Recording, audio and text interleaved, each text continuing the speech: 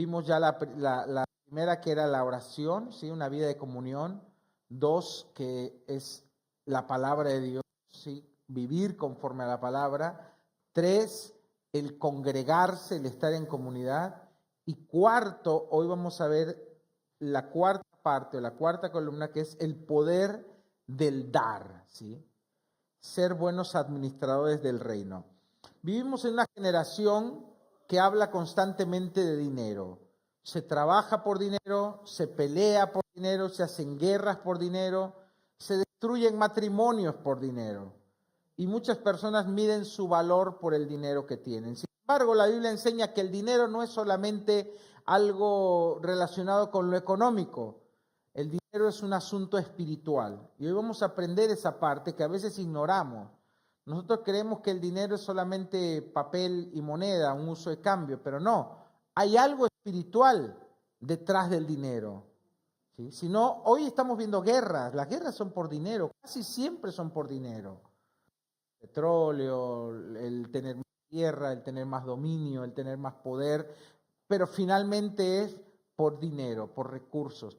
Entonces, hay algo que se mueve detrás del dinero y hay algo espiritual en eso. Vamos a ver Mateo 6:21, que dice: porque donde esté vuestro tesoro, allí también estará vuestro corazón. Así que lo que nosotros atesoramos determina dónde está nuestro corazón. Hay una pelea espiritual por nuestro corazón. Hay una batalla por tu corazón, por mi corazón. Y la Biblia dice que donde está mi tesoro, ahí está mi corazón. Esto es lo que yo atesoro más, lo que yo valoro más, va a llevarse mi corazón. Entonces, si yo valoro lo material, si yo valoro lo que me da el dinero, lo que puedo comprar con el dinero, porque mucha gente vive para eso. Vive para trabajar. Dice, pero ¿qué tiene? Trabajar no tiene nada de malo. Pero ¿para qué trabajar? Nadie lo trabaja gratis. Bueno, salvo algunas excepciones. Los pastores a veces. Nadie trabaja gratis. Trabaja porque le da una retribución económica, que es el dinero. Un beneficio. ¿Sí? Pero si yo vivo para eso, y no es solamente una manera de obtener un recurso, sino que vivo para eso, hay un problema en mi corazón. Si el dinero, yo no soy libre de poder soltarlo o darlo, hay un problema en mi corazón. El dinero me domina. O yo domino al dinero o el dinero me domina a mí. No hay un término medio. O me maneja, yo lo manejo. ¿Y cómo yo sé la diferencia? Porque no tengo problema en no tenerlo. Hay gente que si no tiene dinero se pone mal. Hay gente que si no tiene dinero empieza a tener crisis nerviosas y existenciales. La Biblia dice que donde está nuestro tesoro, ahí está nuestro corazón. Hay una lucha por nuestro corazón entre Dios y el diablo, entre Dios y el mundo. ¿Quién ganará nuestro corazón? Entonces es un asunto espiritual. Detrás de cada billetera hay un corazón, detrás de cada cuenta bancaria hay una lealtad, detrás de cada decisión económica hay un Señor al que estamos sirviendo. Por eso Jesús no pregunta cuánto dinero tienes, Jesús pregunta quién gobierna tu corazón, porque donde está tu tesoro, allí va a estar tu corazón. Así que mi hermano, el dinero no solamente es un uso de cambio, el dinero nos dice dónde está nuestro corazón. El dinero nos dice a quién servimos. El dinero determina nuestra lealtad. Así que el dinero es una prueba de fidelidad. Es una prueba en que Dios ve la fidelidad de los hombres. Lucas 16:10, acompáñame a Lucas 16:10 en la versión RB60. El que es fiel en lo poco, del 10 al 13 vamos a leer. Dice, el que es fiel en lo poco también en lo más es fiel. Si yo soy fiel en lo pequeño, yo voy a ser fiel en lo grande. El que en lo poco es injusto, también en lo más es injusto. Pues si en las riquezas injustas, habla del dinero, no fuisteis fieles, ¿quién os confiará lo verdadero? Y si en lo ajeno no fuisteis fieles, ¿quién os dará lo que es vuestro? Ningún siervo puede servir a dos señores, porque aborrecerá a uno y amará al otro, o estimará a uno y menospreciará al otro. No podéis servir a Dios y a las riquezas. Acá Jesús está diciendo algo clave. Primero, que si no somos fieles en lo económico, dicen las riquezas injustas, o sea, en las riquezas materiales, ¿cómo lo vamos a hacer en las espirituales? De veces decimos, Señor, bendíceme, dame, úsame esto, aquello. Dios dice, bueno, muéstrame tu fidelidad en lo poco, en las riquezas injustas, y yo te voy a dar las riquezas eternas. ¿Cuáles son las riquezas injustas? ¿Qué es lo poco que Dios nos pide? Mis diezmos, mis ofrendas, mis primicias, dar a la viuda, dar al huérfano, dar al pobre. Esas son las variantes que encontramos en la Biblia de lo que Dios nos pide. Diezmos, ofrenda. Muchos solo conocían estas dos. Primicias, dar a la viuda, dar al huérfano, dar al pobre. Y finalmente dar por gratitud. Son 7. Esas 7 áreas donde Dios nos pide que seamos bendición, que nos desprendamos del poder de Mamón. Ahora vamos a ver un poquito sobre eso. Acá cuando nosotros leemos, no podéis servir a Dios y a las riquezas, en realidad la palabra en griego dice Mamón. Jesús no dijo no podéis riquezas, dijo no pueden servir a Dios y a Mamón. Mamón era una deidad pagana, era el dios del dinero. Nosotros sabemos que no existen otros dioses, que todas las variantes fuera de Dios son demonios, son deidades paganas, son espíritus, demonios, ángeles caídos, principados, potestades que quieren la adoración de los hombres, ¿sí? Entonces, otras deidades que existan no son otra cosa que demonios, ¿sí? De otras culturas. Entonces, Mamón era el dios de las riquezas, al que muchos adoraban, porque les prometía darles dinero, ¿sí? Entonces Jesús dice, no puedes servir a Dios y a Mamón. Porque Jesús estaba dando por hecho que aquel que es controlado por el dinero, en realidad está siendo controlado por Mamón, por un espíritu, por una deidad pagana, por un espíritu, un demonio. Entonces, hay un principio importante. ¿Por qué Dios nos pide? Yo siempre me pregunté, ¿por qué Dios pide el diezmo, ofrenda, primicia, dar a la viuda, al huérfano, al pobre? ¿Por qué Dios nos pide desprendernos de algo que a mucha gente le cuesta? Porque es una manera de ejercitar el corazón, a que el corazón no esté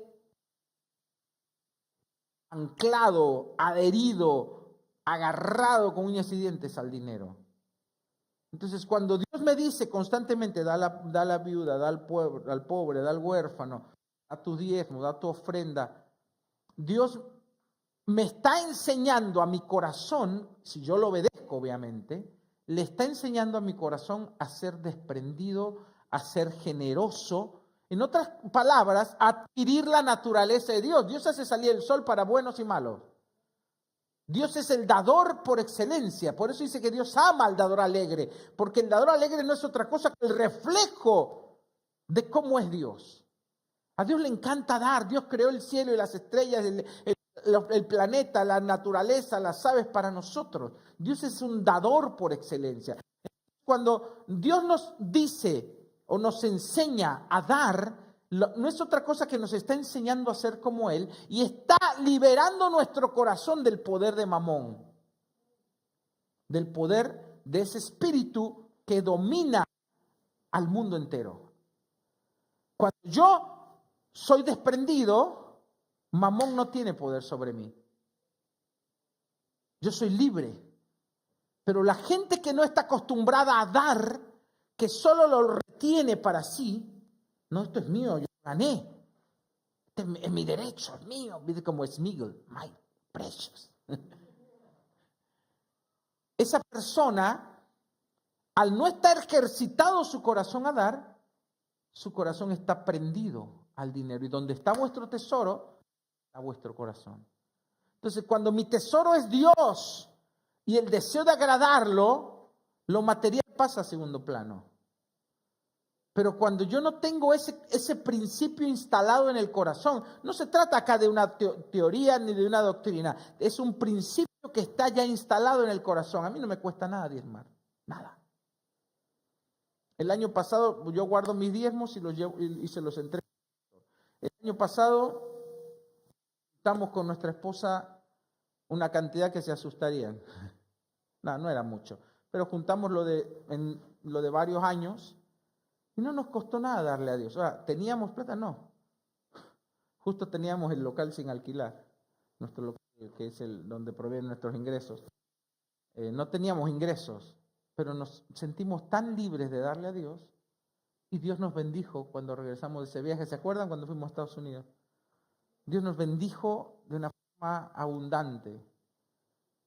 Pero cuando nuestro corazón no es libre, cuesta hasta una moneda dar.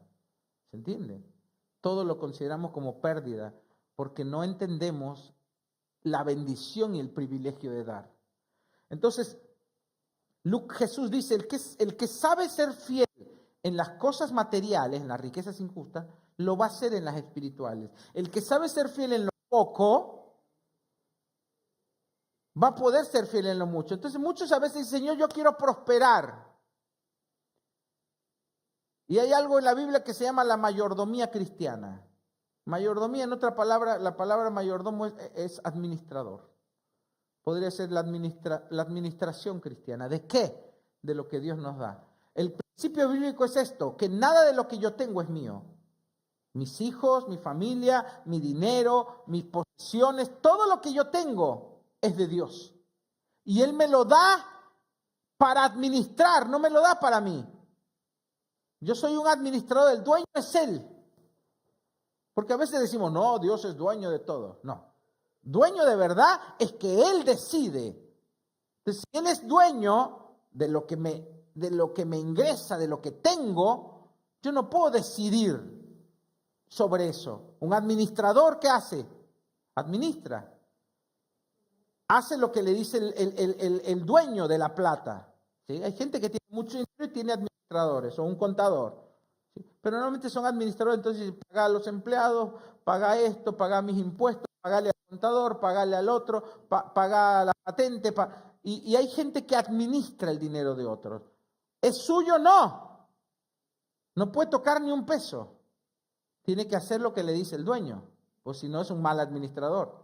Lo echan o lo meten preso. Agarra la plata que no es suya. Entonces, en el principio de la mayordomía cristiana, Dios es el dueño, yo soy el administrador. Entonces Dios me dice, da tu ofrenda, da el diezmo, dale a la viuda, dale al pobre, dale al huérfano, bendice a aquel hermano que está en necesidad. Si yo no soy un buen administrador, yo estoy afanándole al dueño. ¿Se entiende? Eso es lo que dice la Biblia en Malaquías. Vosotros, la nación toda, me habéis robado. Y dice, ¿cómo te robamos? Y Dios le dice, sí, porque no hiciste lo que yo te dije. Se supone que yo soy el dueño y vos sos un administrador. Entonces, ahí ese principio de mayordomía, que está en el Nuevo Testamento, a veces no lo cumplimos porque no entendemos que nada de lo que tenemos es nuestro. Job, ¿cuántos leyeron la vida de Job? Era próspero, tenía ganado, sirvientes, tierras, y de repente un día a otro, ¡pum!, lo pierde todo. Dios le quería enseñar algo. Dios permitió, usó. El enemigo fue el que le destruyó todo, no Dios.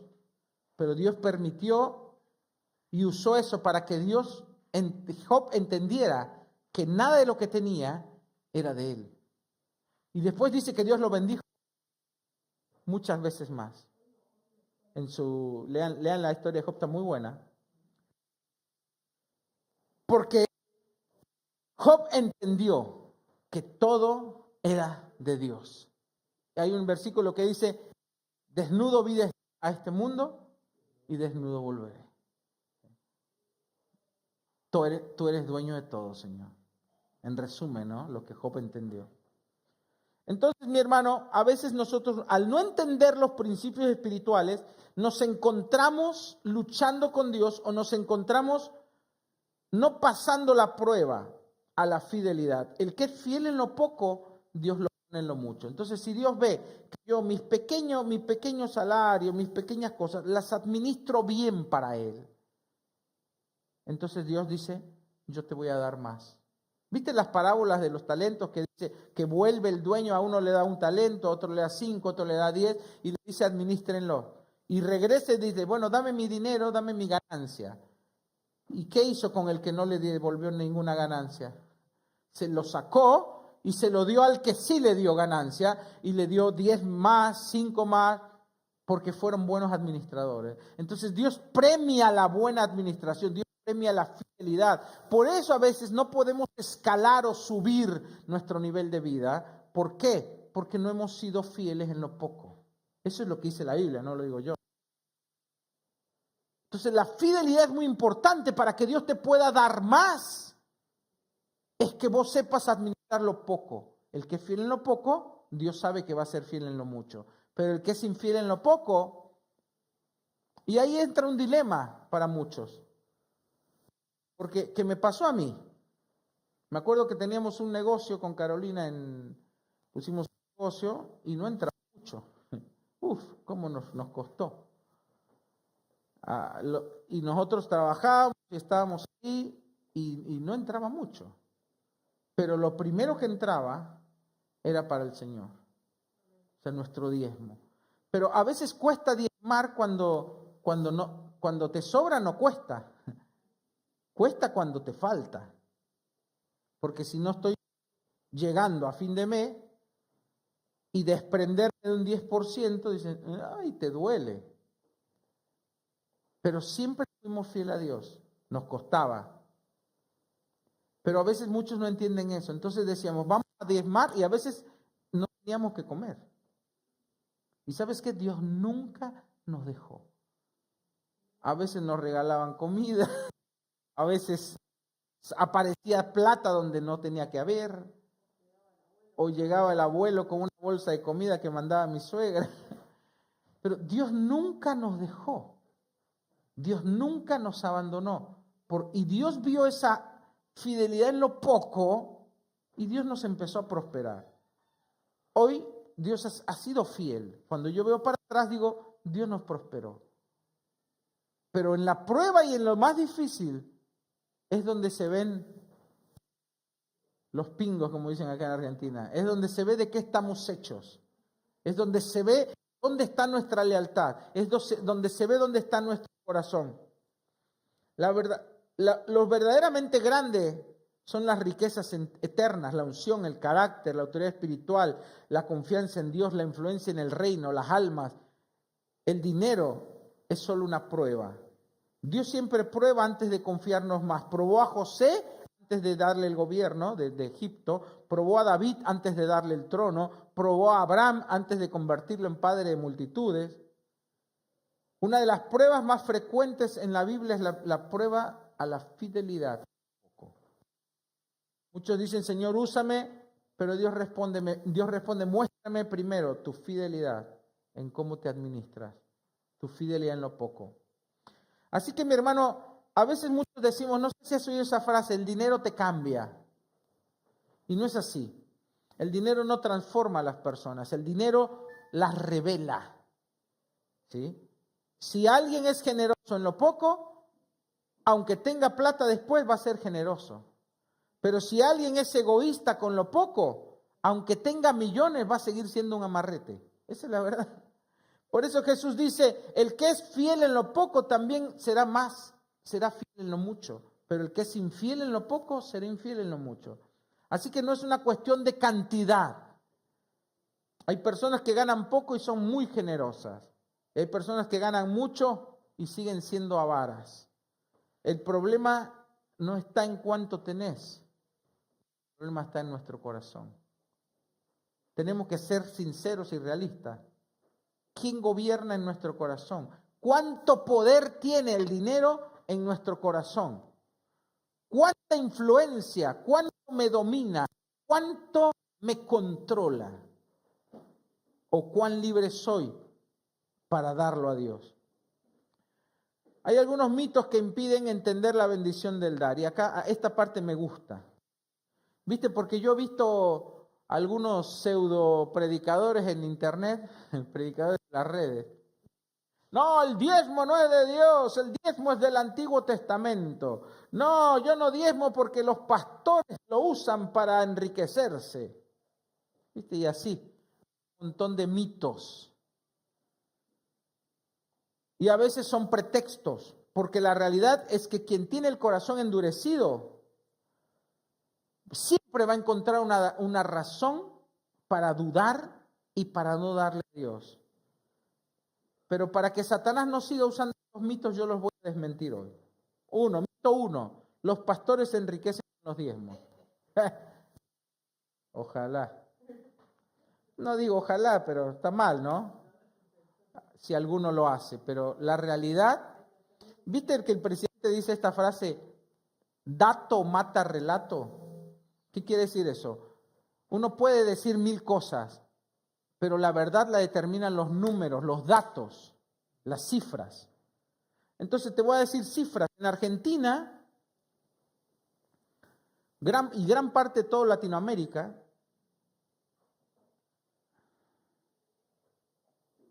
la mayoría de las iglesias son pequeñas o medianas. O sea, más de un 80% de las iglesias en toda Latinoamérica y en todo el mundo son iglesias pequeñas o medianas.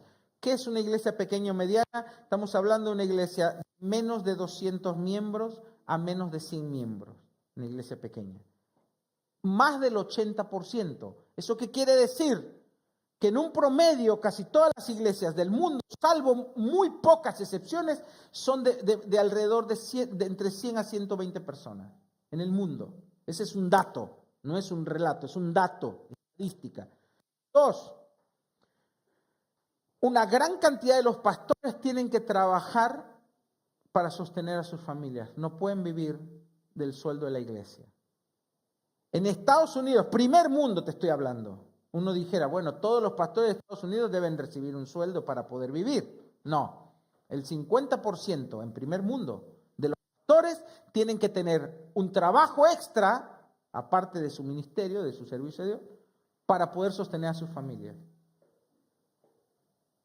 Oh, los pastores se enriquecen con... En primer mundo, el 50% de los pastores tienen que tener un segundo trabajo para sostener a sus familias. En Latinoamérica, un 80%, siendo modestos, que la realidad es más de un 90%, porque yo conozco a muchos pastores, un 80% en Latinoamérica de los pastores tienen que tener un segundo y algunos hasta un tercer trabajo para sostener a sus familias. O sea, algunos hacen changas y más un trabajo extra. Un 80%. Entonces no me vengan con los pastores se enriquecen con él. El dato mata ese relato, es una mentira. Después vamos a ver, ahora vamos con eso. Ahora decimos de una iglesia de 100 miembros, ¿todos diezmarán? No, estadísticas, menos de un 10% de los cristianos diezman. En casi todas las iglesias del mundo estamos hablando, sobre todo en Latinoamérica. Entonces, 10 de cada 100 es muy poca la cifra. Entonces, si tenemos una iglesia de 100 miembros y solo 10 diezman, y esos 10 tienen un salario promedio de 1 millón, de 800 a 1,5 millones. Es un promedio, ganando bien, ¿no? El mínimo es 800. Bueno, 1 millón, vamos a poner 1.250.000 es el promedio. 1.250.000, el diezmo serían 125,000 pesos. Por 10, es 1.250.000. Ahora, ¿podría vivir un pastor con eso? Sí. Pero ese 1.050.000 no sostiene a la iglesia. Te voy a explicar por qué. Una iglesia, los gastos de una iglesia, otro relato, ¿no? que tienen algunos. Una iglesia promedio, nuestra iglesia, tenemos un gasto de 400.000 pesos por mes en servicios. Internet, luz, gas, agua. Más 100.000 de la contadora. No te me adelantes. Me está dando para la tesorería, me viene pasando algo. Tenemos 500.000 de gasto por mes sin contar los extras de papelería, lo que se da el coffee break, sin contar eso. 500.000 por mes. ¿Cuánto entra de ofrenda? 60.000 pesos por domingo. Cuando va buena. Hoy no, a veces menos. Entonces tenemos un promedio de 250.000 por mes. Cuando va bien. Contra 500, ya los números no empiezan a cerrar. ¿Qué pasa con las iglesias que alquilan? Un 70% de las iglesias en Latinoamérica alquilan, no son dueños. Un alquiler, el más barato, acá por ejemplo en esta zona, está en 3 millones. Un salón más o menos como este. 3 millones por mes. Entonces tenés 3 millones más 500, 3 millones y medio. Y de ingreso tenés 1.250.000 más 250. 1,5 millones de ingreso contra 3 millones y medio de gastos. No dan los números. La realidad, mis hermanos, es que la mayoría de las iglesias dan pérdida. ¿Cómo se sostienen? Dios sostiene su obra. A veces hay hermanos. Yo me acuerdo en México, en la iglesia de México, alquilábamos. Y había muchas veces los pastores tenían que pagar el alquiler o lo que faltaba del alquiler. Y una gran cantidad de las veces mi mamá, daba de su dinero para pagar la renta de la iglesia. Una jubilada. Ganaba bien como jubilada, tenía una buena jubilación y ponía a la iglesia. Entonces, a veces las mentiras del diablo son las que usa Satanás y los del mundo. Los pastores se enriquecen con... No. ¿Sabes cuántas iglesias, dónde un pastor puede vivir en la iglesia? Las iglesias que tienen más de 500, de 1.000 miembros. Y ahí sí pueden tener un buen sueldo los pastores. Pero ¿sabes cuántas son esas en totalidad de las iglesias? No llegan ni al 5%, las iglesias grandes. Son muy pocas. El resto de las iglesias, el 95% de las iglesias, los pastores tienen que trabajar y las iglesias no son autosustentables. Las iglesias no son negocio. Y a diferencia, por ejemplo, de la iglesia católica, que es sostenida por el Estado y que todos nosotros la sostenemos, y no solo las iglesias, sino a los sacerdotes y a los colegios católicos y a todos los inventos que hacen, los sostenemos nosotros con nuestros impuestos, aunque no seamos católicos. La iglesia cristiana no. La iglesia cristiana la sostienen los fieles, la sostienen sus miembros. Entonces muchos a veces, viste, todas esas cartas, no, que el diezmo, que la iglesia se enriquece, es una gran, gran mentira. Después, las iglesias tienen que enviar misioneros y hay que sostener a misioneros. Por eso cada vez hay menos misioneros, porque cuando uno envía un misionero, ¿quién lo envía? Las iglesias. Se mueren de hambre y se regresan al año. Porque tienen que ir a India, tienen que ir a países árabes donde no pueden, no llegan y les dan un trabajo. Tienen que ir a predicar y sostienen las iglesias. ¿Y ese dinero dónde sale? De los diezmos de ofrenda. Predicar, evangelizar, imprimir Biblias. Hoy tú y yo estamos acá gracias a que otro hermano dio a Dios en el pasado. Este edificio se compró con el dinero que otros hermanos dieron y diezmaron. Hoy este lugar vale $500,000. No lo podríamos pagar como iglesia si lo tuviésemos que comprar. No lo podríamos pagar. Hagan números. ¿De a cuánto nos tocaría cada uno? No lo podríamos comprar. Pero gracias a que otros hijos de Dios, fieles, diezmaron, ofrendaron, hoy tú y yo podemos disfrutar de este lugar para adorar a Dios. Y gracias a que otros dieron, Alguien llegó a vos con el evangelio. O escuchaste un programa de radio, o alguien te evangelizó, porque hay que invertir en el evangelismo. Folletos, Biblia, que los hermanos salgan a predicar, que la iglesia esté funcionando. Si la iglesia no funciona, la iglesia no es solo aire.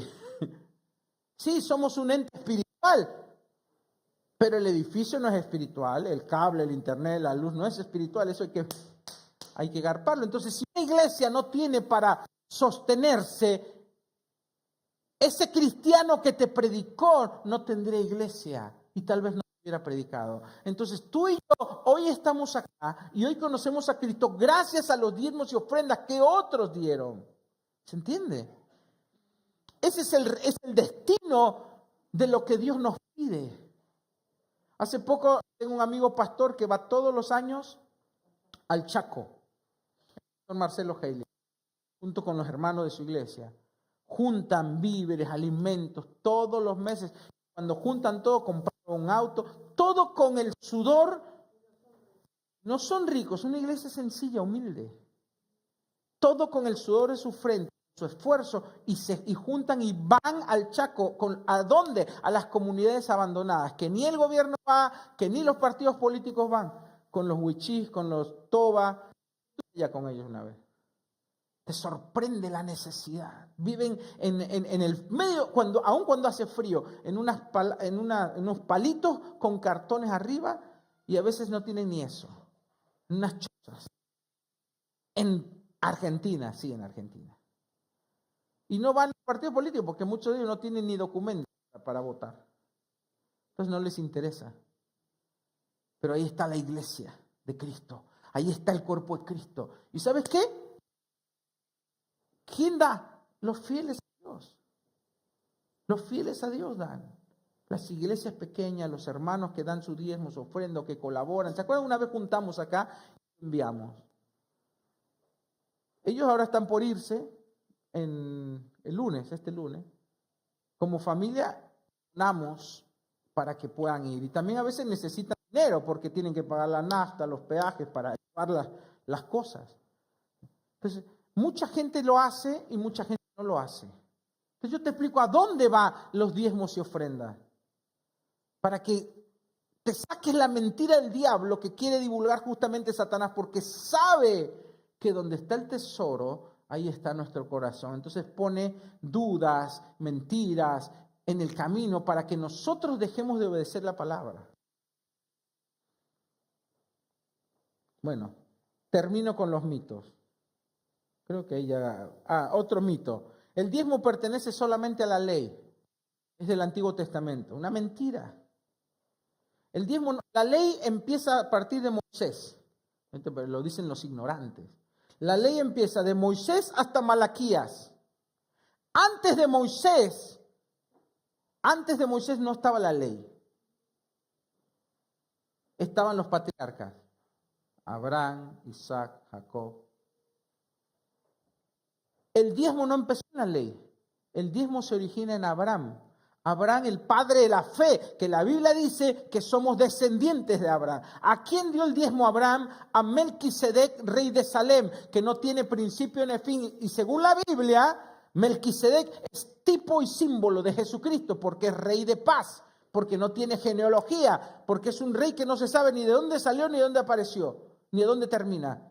Símbolo de Cristo. Abraham representa al creyente, le da su diezmo a Melquisedec, rey de Salem, a Jesucristo.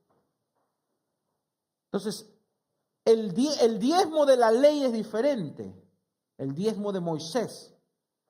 O sea, el diezmo nunca se abolió. Empezó con el padre de la fe, pasó a través de la ley y siguió en el Nuevo Testamento. Jesús dijo, es necesario hacer esto sin dejar de hacer aquello, cuando se refirió al diezmo.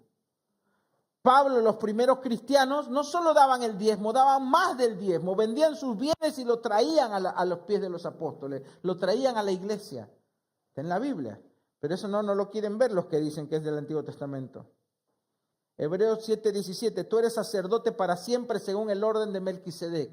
Dios hablándole a Jesucristo. Jesús confirmó en esto en Mateo 23.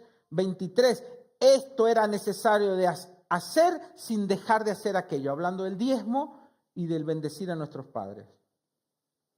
Cada primer día de la semana, Pablo, 1 Corintios 16:2, cada primer día de la semana, cada uno de vosotros ponga algo aparte según haya prosperado. O sea, a la medida que yo prosperé, yo tengo que poner algo aparte, dice Pablo. ¿Qué es eso? El diezmo. Un porcentaje de lo que Dios me dio.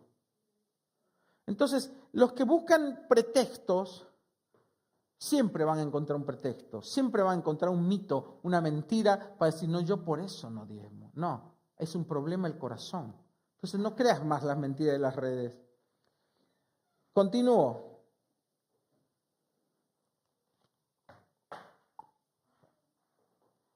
Algo cayó. Ya está, perdón. Mamón dice, no necesitas depender de Dios. Mamón dice, tu cuenta bancaria te salvará. Mamón dice, acumula más y estarás seguro. Mamón te promete que solamente Él te puede bendecir. Por eso Jesús presenta a Mamón como un señor, no como una herramienta, no como un objeto, sino como un amo. Cuando yo no me someto a Cristo respecto a sus principios bíblicos sobre mi economía, me estoy sometiendo a Mamón. Pero no puedo servir a dos señores. Y tampoco puedo no servir a nadie. O sirvo a Cristo o sirvo a Mamón. Es así. No hay términos medios. Entonces, el que cree que no está sirviendo a Cristo porque dice, no, yo hago con mi plata lo que quiero, en realidad está sirviendo a Mamón.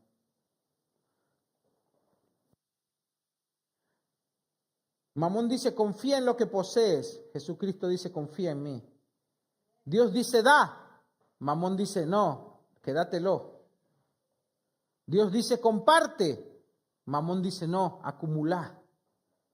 Dios dice, sé bendición. Mamón dice, pensá solo en vos. Por eso no puede coexistir en el mismo corazón Jesús y Mamón. Porque o servís a uno y amas al otro, o sirves y amas a uno y aborreces al otro. Entonces, mi hermano, el dinero es algo espiritual, no son los billetes, no son los números. Existe una dimensión espiritual en nuestra relación con las riquezas y con el dinero. Así que el dar es el antídoto de Dios contra el poder de Mamón. La Biblia dice, porque raíz de todos los males es el amor al dinero. 1 Timoteo 6:10. Entonces, ahí está otro principio. Dice, ¿qué tiene que ver? Yo me acuerdo cuando leí este versículo, dije, ¿qué tiene que ver el dinero con todos los males? No sé, la codicia, la avaricia, o el robo, bueno, ahí van varios del dinero. Pero pongamos las drogas, los placeres carnales. Si vos vas a la raíz, vas a encontrar el amor al dinero. La corrupción. ¿Por qué? Porque eso controla todo lo demás. La gente que investigó, por ejemplo, el tráfico de menores, viste el caso Loan y otros casos, al final está el dinero ahí. El tráfico, la trata de blancas, al final está el dinero ahí. Las drogas, al final está el dinero ahí. Los vicios, el dinero es la raíz de todos los males. De ahí que la forma que Dios establece para que seamos libres del mal es justamente nuestra relación con el dinero. Es muy importante. ¿Sabías que el factor del divorcio, son 3 factores. ¿Sabes cuál es el mayor? Problemas de dinero. Conflictos por dinero. Antes que la infidelidad. Y después viene.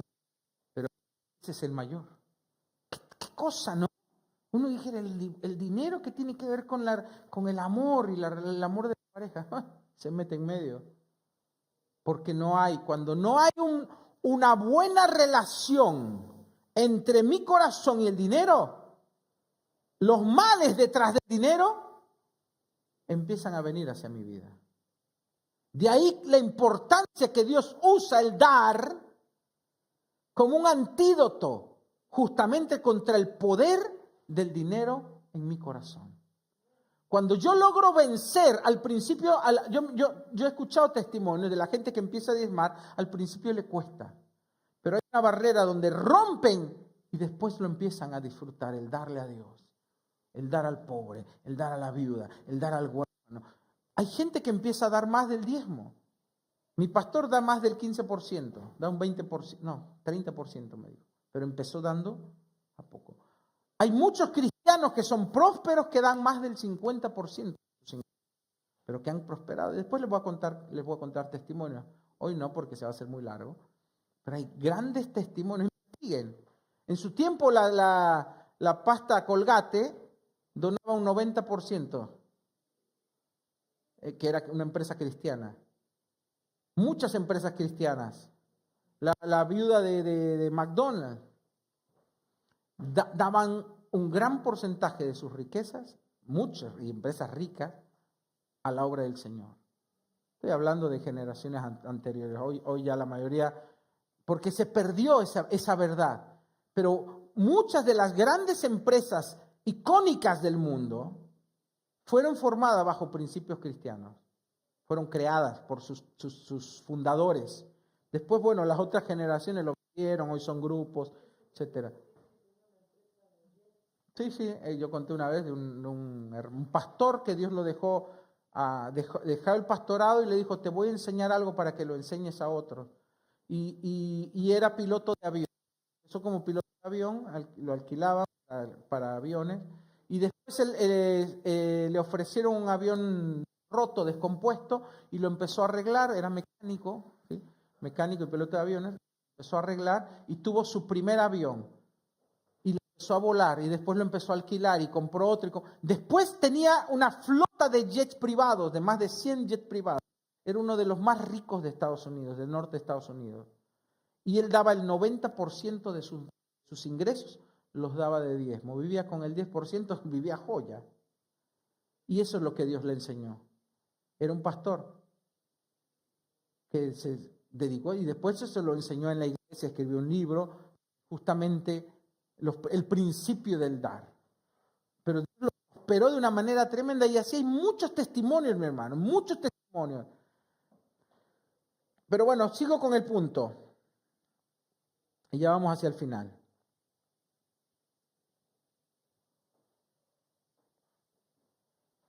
Ya vimos que Dios somos administradores. Bueno, yo creo que ya vimos lo más importante. Yo quiero cerrar con esto. ¿Por qué Dios quiere que nosotros demos? Primero, Dios es el dueño del oro y la plata. Eso dice la Escritura. Sí. Él creó el universo y todo lo que existe. Dios le dijo a Abraham, en la promesa que Dios le hizo a Abraham, cuando Dios lo llama, Dios le dice, sal de tu casa, deja tu tierra y ve a la tierra que yo te mostraré. Y Abraham obedeció. Entonces la promesa que Dios le da a Abraham es esta. Y serás bendición a todas las naciones. Yo te bendeciré y serás bendición. Esa es la promesa de Abraham. Por eso Abraham dejó su tierra, fue a la tierra prometida, se estableció en Canaán, prosperó tanto que tuvo que mandar separarse de su sobrino Lot, que también estaba prosperando porque tenían demasiado ganado. Entonces le dijo, vos andá allá, porque ya se peleaban los empleados, vos andá allá con tus siervos, yo me quedo acá. Prosperaron tanto prosperaron, que Abraham tenía un ejército más grande que las ciudades. Tuvo que ir a pelear contra 5 reyes que iban a destruir Sodoma y Gomorra para salvar a su sobrino. Tanto lo prosperó Dios. Y les ganó. Y trajo el botín y el diezmo se lo dio a Melquisedec. Léanlo, está en la Biblia. El asunto es que la promesa era para Abraham y toda su descendencia. Y la Biblia dice que nosotros somos descendientes de Abraham por la fe. Entonces el plan de Dios es que nosotros seamos bendición. Para ser bendición tenemos que tener. Y la manera que Dios usa para que tengamos, bájame un poquito la música, la manera que Dios usa para que tengamos es justamente dándole a Dios lo que es de Él, dando nuestro diezmo, dando nuestra ofrenda. Bajaste demasiado. Es lo extremo. ¿Quién maneja la música? Es o nada. El asunto es que Dios usa el diezmo, la ofrenda, el dar a la viuda, dar al pobre, dar al huérfano, como un mecanismo. Por eso la Biblia dice en Malaquías: pruébame ahora en esto, si no abriré las ventanas de los cielos y derramaré bendición hasta que sobreabunde. Es la única ocasión que vas a encontrar en la Biblia que Dios permite que lo prueben. Es la única ocasión donde Dios dice: probadme, pruébame, ponme a prueba. ¿Y sabes qué? Hoy yo te desafío: pon a prueba a Dios. Pon a prueba y comprueba que lo que Él dice es verdad. Si no, Él te empieza a prosperar, pero tenés que hacerlo con fe, tenés que hacerlo con obediencia, tenés que hacerlo con compromiso, y Dios te va a prosperar. Hay muchos, hoy en estos tiempos son donde más sé, porque hablo con los hermanos, que muchos la están pasando muy difícil. No hace falta ser científico, todos la están pasando difícil. Pero también hay algunos que están prosperando porque pusieron a Dios a prueba, que encontraron trabajo, o que Dios les está dando un emprendimiento. Pero tenemos que entender esto: Dios bendice al que es fiel en lo poco. Y a veces el momento más difícil es justamente cuando la economía está difícil, donde se ve de qué estamos hechos y se ve hacia quién es nuestra fidelidad, y si confiamos o no en Él, y dependemos de Él o dependemos de nosotros mismos. Ponte de pie en tu lugar.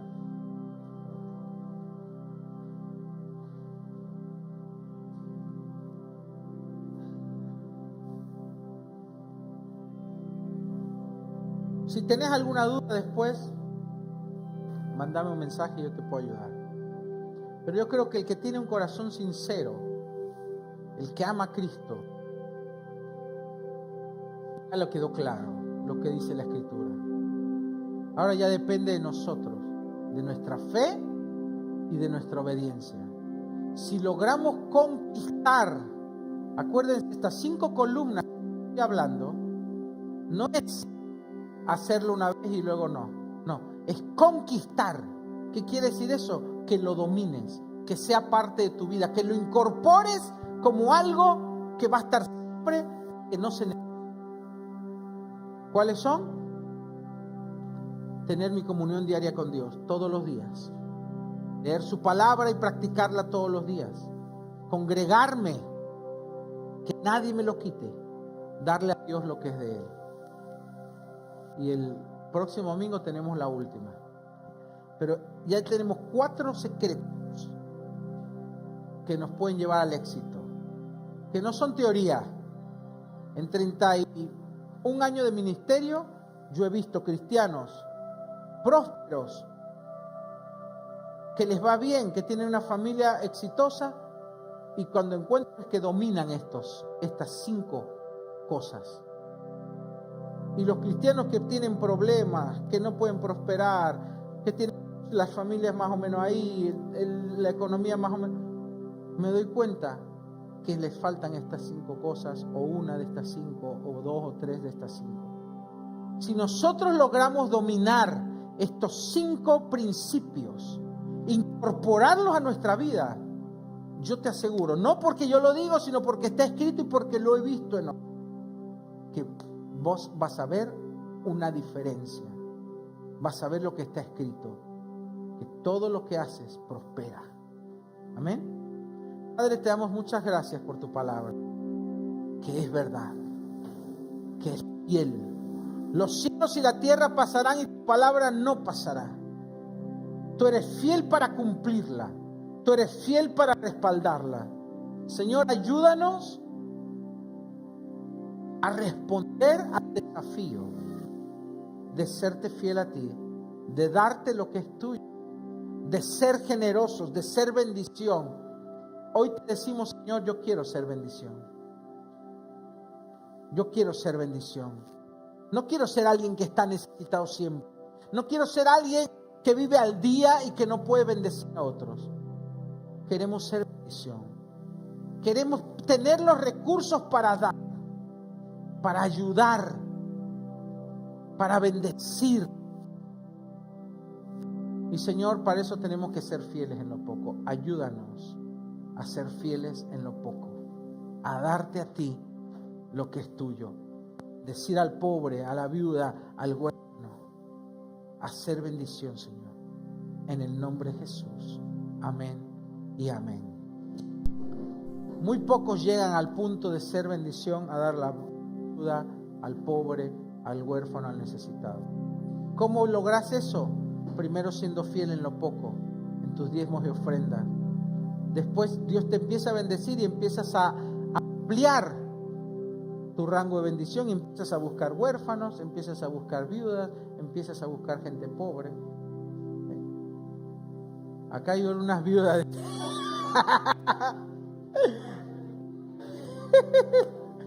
Que nos llegue la bendición, dicen las viudas. Quien quiera donar, todavía están a tiempo para el viaje misionero al Chaco, ¿sí? con los pueblos aborígenes, originarios del Chaco. Tienen mucha necesidad. Yo ya les conté que este pastor han plantado iglesias en cada comunidad aborigen. Hay pastores, les están enseñando emprendimientos, ¿sí? a la cría de ganado, de ovejas, de chivos y de cerdos, de gallinas, también emprendimientos para hacer ladrillos y venderlos. O sea, es todo un trabajo completo que vos podés colaborar, ¿sí? Ya sea ofrendando alimentos no perecederos, ropa, o ofrendando dinero justamente para que ellos puedan ir.